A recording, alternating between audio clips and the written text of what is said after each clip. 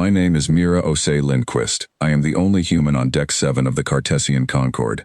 And for 11 months, everyone there believed I was the quietest, most harmless crew member on the ship. They were wrong about the second part, but I let them believe it anyway, because on my homeworld, being underestimated is often the safest place to stand. I should explain where I come from, because it matters for everything that happened later. I am from Earth. To most of the galaxy, Earth is known by a simple, blunt nickname, Deathworld. Not because we are violent people, not because our history is full of wars, though it is, like most species' histories are. We are called a Deathworld because our planet itself tries to end us in ways most other species can barely imagine. We have storms that flatten cities. We have oceans full of creatures that can kill a grown adult in seconds. We have invisible organisms smaller than dust that have wiped out more humans across our history than any war ever did. We have earthquakes, wildfires, freezing winters, burning summers, and a gravity field strong enough that most other species find our simple daily walking exhausting. Humans do not grow up soft. We grow up watching, listening, and reacting quickly, because the planet does not wait for us to catch up. A person who freezes in fear on Earth often does not get a second chance to learn from the mistake. So we teach our children, from a very young age, a strange kind of calmness, not the absence of fear, but the ability to work clearly even while afraid. We call it different things in different cultures, but the idea is always the same. Stay still until stillness stops being useful, then move without hesitation. That lesson followed me off my planet and onto this ship, and it is the reason I never fought back when Vect Thalaran decided I was his favorite target. Vect was Drevok, one of the large amphibious species from the Choric Belt. He stood almost 2 meters tall, had thick gray-green skin, wide shoulders, and a voice that filled a room even when he wasn't trying to be loud. He was strong, confident, and used to being the biggest presence wherever he went.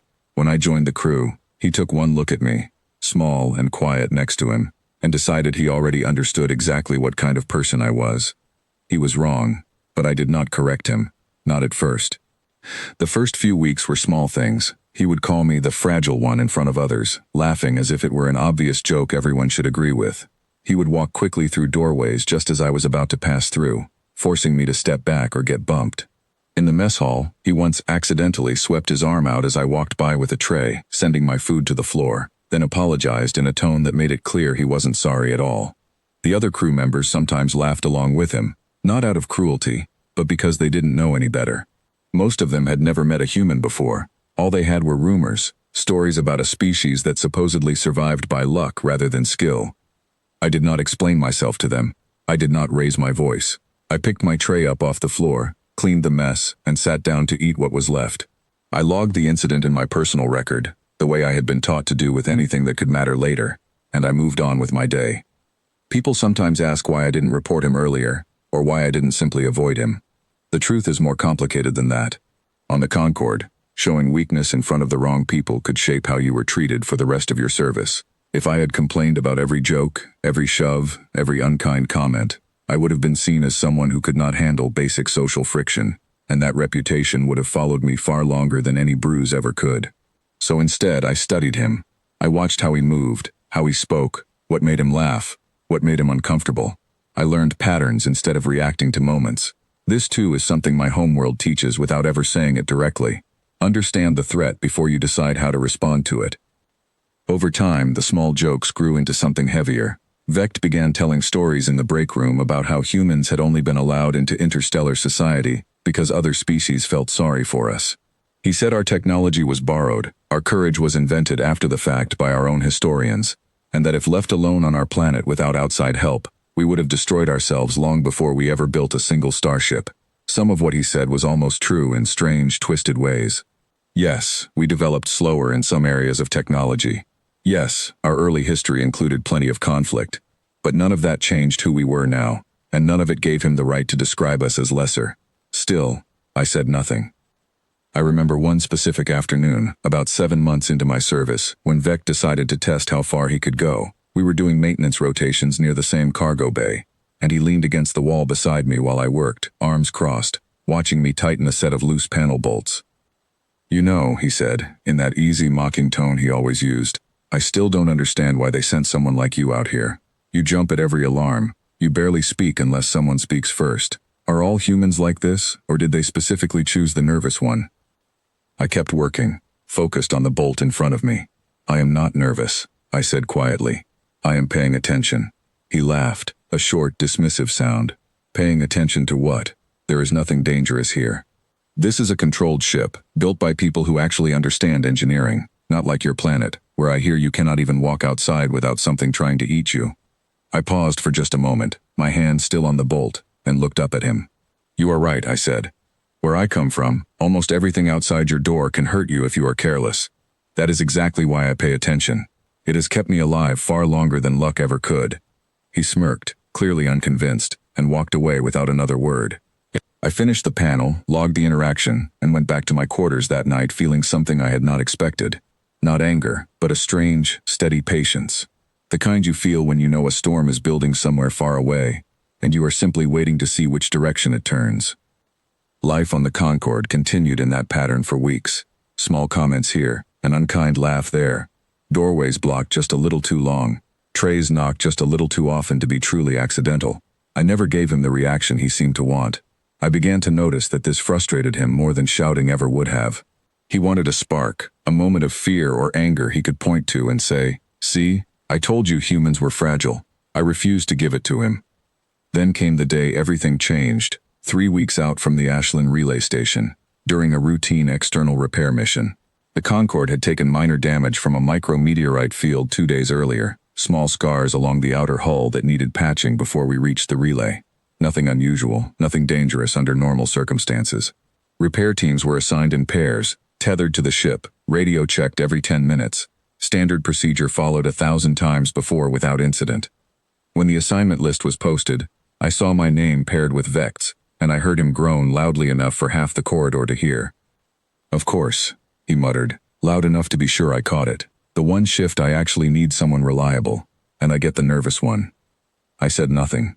I checked my suit, checked my tether clip, checked my tools, and met him at the airlock at the scheduled time. The work itself was simple at first. We moved along the hull slowly, magnetic boots holding us steady against the metal surface, running diagnostic scans over the damaged sections and applying sealant where needed. The stars stretched endlessly around us, silent and enormous. The kind of view that never fully stopped feeling strange no matter how many times I saw it. Vecht worked a few meters away from me, muttering occasional complaints about the cold, about the slow pace, about how humans supposedly took twice as long to complete simple tasks as other species did. We were about 40 meters from the airlock when it happened. I heard a small, sharp sound over the open radio channel, a metallic snap that did not belong. Then Vec's voice, suddenly tight and confused. What was that? I turned my head just in time to see it. His tether clip, the metal loop connecting his safety line to the hull anchor point, had failed. Later, the engineering report would explain that a manufacturing flaw inside the housing had gone unnoticed during inspection, a tiny crack too small to catch without specialized scanning. In that moment, none of that mattered. What mattered was that Vecht Thalarin was drifting away from the ship, slowly, silently, with no way to stop himself. Junior crew members did not receive thruster packs on their suits. That was a cost-saving decision made long before either of us joined the Concorde, and in that instant, it became the difference between a simple mistake and a life-threatening emergency. Vecht had no way to push himself back toward the hull. He had nothing to grab, nothing to pull, no way to slow the slow, steady drift carrying him further into open space. For the first 2 seconds, I do not think he even understood what was happening. Then his voice came through the radio again, and this time it had lost every trace of the confidence I had grown used to hearing from him. "Mira," he said, and his voice cracked slightly on my name. "Mira, my clip failed." I want to describe what happened inside me in that moment as clearly as I can, because I think it explains everything about where I come from and why I reacted the way I did. There was no panic, not because I did not care, and not because I was somehow braver than anyone else would have been. It was because panic had been trained out of me since childhood, replaced instead with something my grandmother once called quiet urgency. On Earth, when something goes wrong, when a storm changes direction, when the ground shifts beneath your feet, when a predator moves faster than expected, there is no time for your mind to spiral into fear.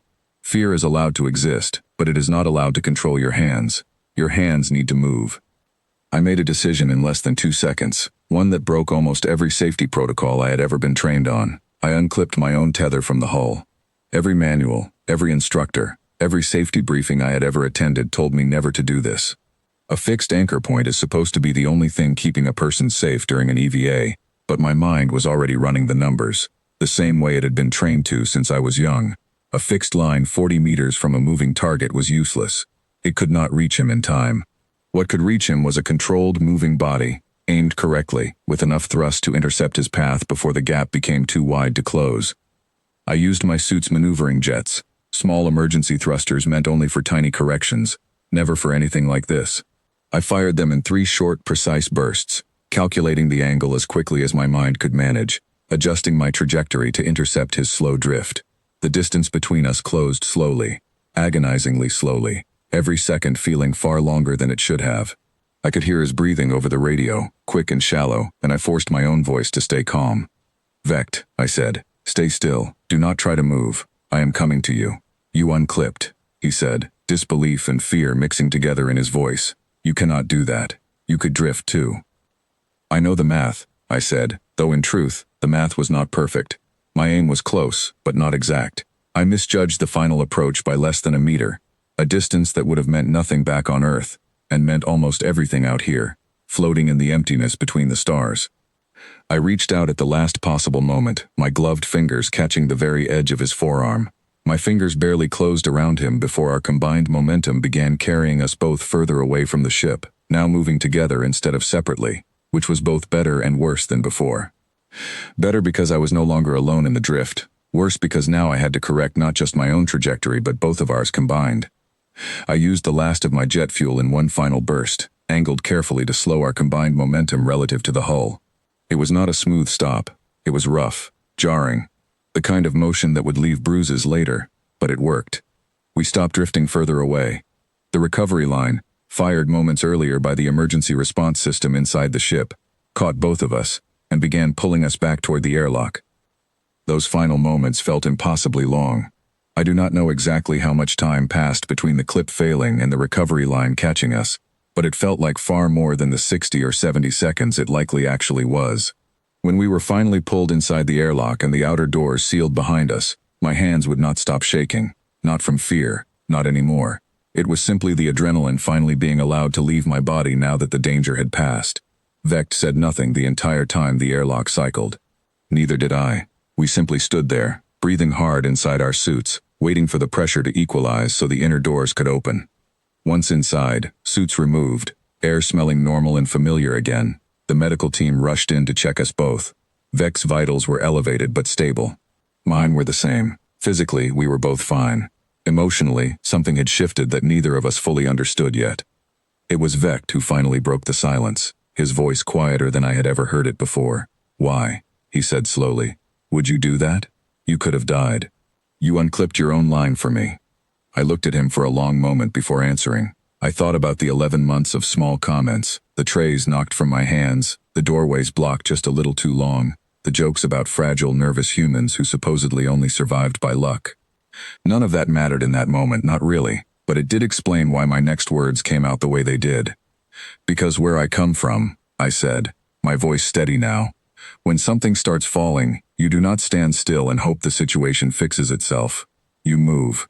Immediately. Every single time. I have spent almost a year letting you believe I was harmless, Vect, because responding to jokes and small insults was never worth my energy. That was never weakness. That was me deciding you were not a threat worth reacting to. Today was different. Today was worth the response." The medical bay had gone quiet around us. A few other crew members had gathered near the entrance, drawn by the emergency alert that had gone out ship-wide during the incident. I could feel their eyes on me, but for the first time since joining this crew, I did not feel the need to shrink under that attention. "I come from a planet," I continued, "that tries to end its own people in more ways than most species could imagine in a lifetime. Storms that destroy entire cities in hours. Animals that can end a life in seconds. Sicknesses too small to see that have killed more of us throughout history than any war ever has. We do not grow up soft, because our world does not allow softness to survive very long. I am quiet because on Earth, the loud ones, the careless ones, the people who react without thinking, are often the first to disappear. I am not quiet because I am fragile. I am quiet because I choose carefully what deserves my full attention." Vect stared at me, his usual confidence completely gone, replaced by something closer to genuine respect, mixed with a little bit of shame. "I called you fragile," he said quietly. For months. You did, I said without anger in my voice. And I let you, because it did not matter enough to change. A failed tether clip 40 meters from this ship mattered. That is the difference.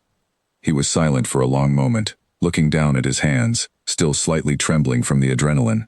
Then he looked back up at me. Thank you, he said simply. And this time, there was no mockery hidden anywhere in his voice, just honesty. I nodded once, accepted the medical scan the technician was holding up to check my own vitals, and let out a slow breath. I did not need him to apologize for every joke, every shove, every unkind comment made over the past 11 months.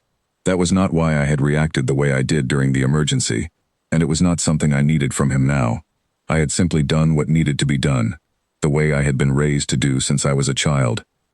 News of the incident spread quickly across the ship, as these things always do. By the next day, most of the crew had heard some version of the story, though the details shifted slightly depending on who was telling it. Some said I had saved Vec's life through sheer luck. Others, closer to the actual events, understood that luck had very little to do with what happened. I had made a fast, calculated decision under extreme pressure, one built from years of instinct, trained into me long before I ever left Earth. Vect changed after that day, though not dramatically or all at once. He stopped blocking doorways. He stopped making jokes about fragile, nervous humans in the break room. When we were assigned to work together again a few weeks later, routine maintenance in one of the lower cargo bays, he worked beside me quietly, occasionally asking genuine questions about Earth instead of making assumptions about it. Is it true, he asked one afternoon, examining a damaged support strut, that your planet has more different kinds of dangerous animals than any other in the surveyed systems?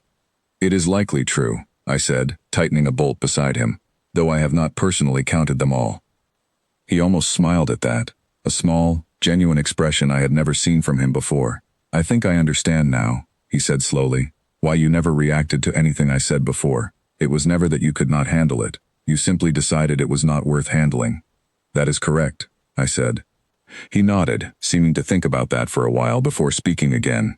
On my planet, he said, we are taught that strength should be loud, that if you are not showing your strength constantly, you must not have very much of it. I think I misunderstood you because of that. Many species make that same mistake, I said. Strength does not need to be loud to be real. Sometimes the quietest people in the room have simply decided the room is not worth their noise. We did not become close friends after that conversation. Not immediately, and not completely. Trust built slowly, the same way patience always builds on my homeworld, one small moment at a time rather than through any single dramatic event. But something had shifted permanently between us. He no longer saw me as the nervous, fragile human he had once assumed I was, and I no longer needed to prove anything to him, because the moment that had mattered most had already spoken for itself. Months later, near the end of my service rotation on the Concorde, a new crew member joined our team, a young Solari engineer who had clearly heard some version of the story before ever meeting me in person. She watched me carefully during our first shift together, the way people sometimes do when they are trying to decide whether a rumor matches the real person standing in front of them. Is it true? She asked eventually, echoing almost exactly the same question Vect had once asked, that you unclipped your own tether in open space to save someone. It is true, I said simply. Were you not afraid? She asked. I thought about that question for a moment before answering honestly. I was afraid, I said. Fear does not disappear just because you come from a dangerous world. It simply stops being allowed to control your actions. Where I come from, we learn to work through fear instead of waiting for it to pass first. Sometimes there is no time to wait. She nodded slowly, seeming to consider that answer carefully, and went back to her work without another question. I appreciated that about her already. She listened before deciding what she believed. Looking back now, I do not think of that day as the moment I finally stood up for myself, even though many people on the ship remember it that way. I had been standing up for myself the entire 11 months before it, in my own quiet way, simply by refusing to let small cruelty shape how I saw myself. The emergency simply revealed something that had always been true, something Vect and the rest of the crew had never taken the time to notice, before that moment forced them to. I am from a planet that does not forgive carelessness easily. That fact shaped every part of who I am, long before I ever stepped onto a starship or met a single alien crew member. I do not need to be loud to be strong. I do not need constant proof to know what I am capable of. I simply need the right moment, the moment that actually matters, and when that moment comes, I will always choose to move rather than freeze.